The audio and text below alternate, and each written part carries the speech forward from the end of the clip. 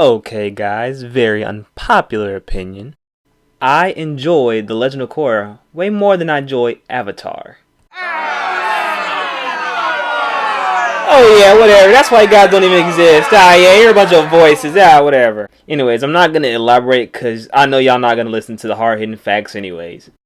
I think over time I'll review each season, but for now I'll review just season 1. So let's get into the review of the Superior series. Oh yeah, whatever. I don't care. I have my opinions. You have yours, you fake voices, whatever. Oh my god.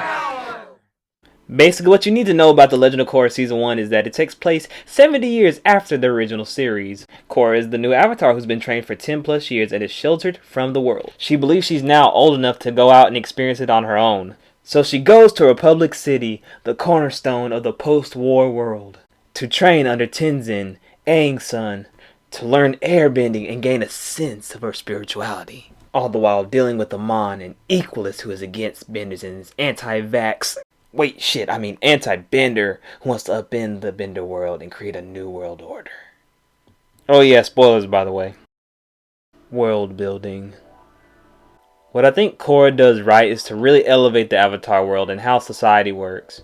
In Avatar, we weren't really in one spot for too long, so we didn't get to actively see Aang change the world. On the other hand, with Korra, we get to actively see her be a character who changes society. Speaking of society, I love Republic City. It's really a culmination of what Aang was fighting for during and after the war.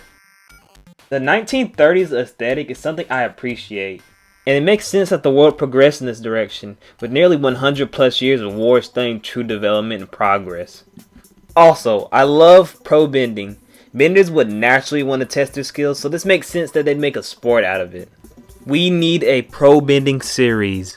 Avatar Studios, get on that right now. Art and animation. It's phenomenal.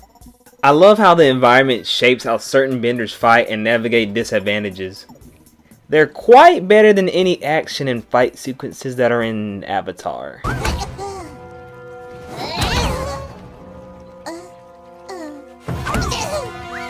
Water looks especially good this season. When Amon takes someone's bending, you really feel it. You really do. The flashback scenes of Amon's father using blood bending on the council is just...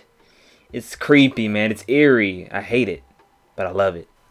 I think my favorite fight from this season was when the Equalists attacked the pro bending stadium and Korra and Lin Beifong fought them off.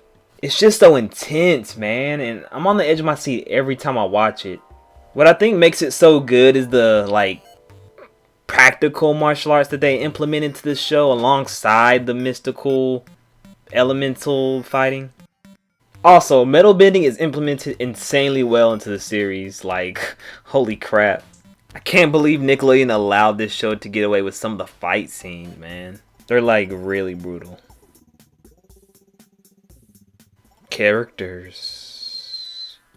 The cast is decent for the first go round. First off, people dislike Korra because of her personality and how she reacts to situations, and I get it.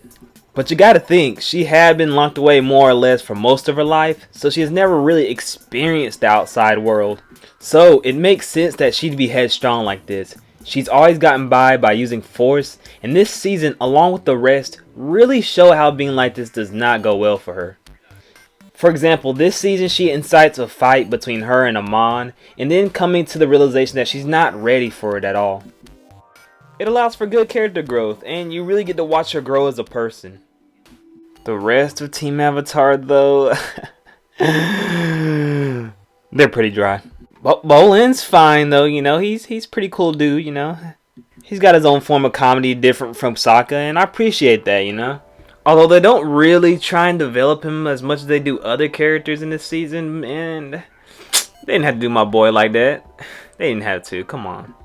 Mako and Asami?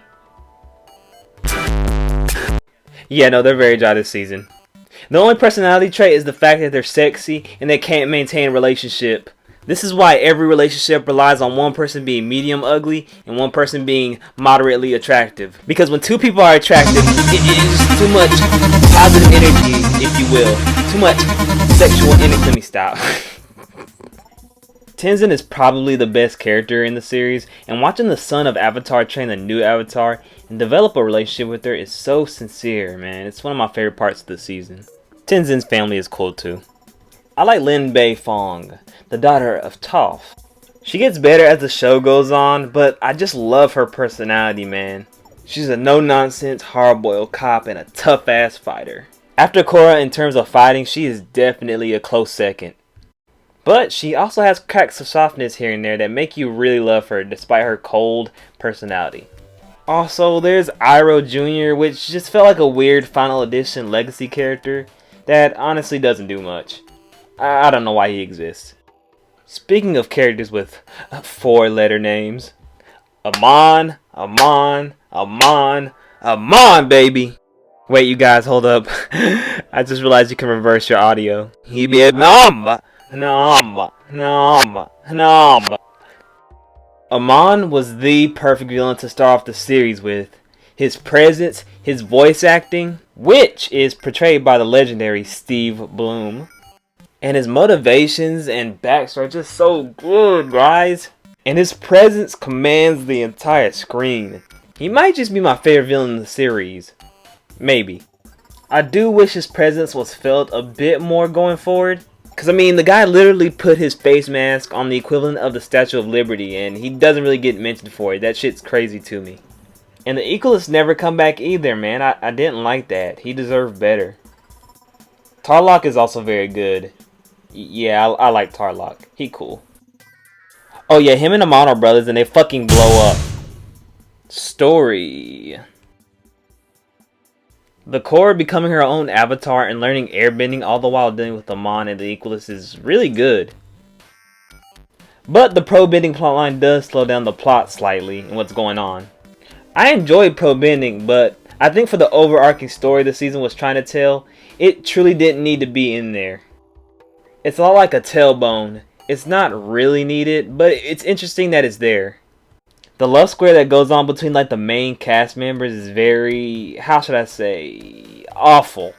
It puts a lot of forced tension on the characters who are supposed to be seen as the main team of the series. I would have taken this out entirely and only hinted at feelings developing under the surface between Korra and Mako while he's still dating Asami, but it's never outright stated. Kinda like the earlier relationship between a better animated couple, Fry and Leela. Honestly, the relationship died faster than Brian and Family Guy. Oh my god. The conclusion of Amon's story was handled very well, because I mean, where were they realistically going to go after this? I respect them for such a real ending. But I think Korra getting her bending back after getting stolen and then giving back everyone else's bending came too easily. I get it, this can be seen as kind of cheap, I get it. But at the time, this was only seen as a miniseries, so they didn't expect to come back. Despite that though, I still very much enjoyed the conclusion. It felt hopeful and optimistic, and that's the most important part. Overall, The Legend of Korra Season 1 is a 7 out of 10 for me.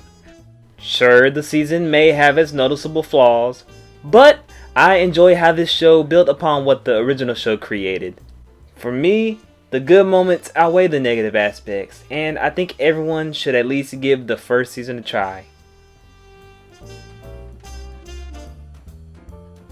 Cause I mean, what else are you doing?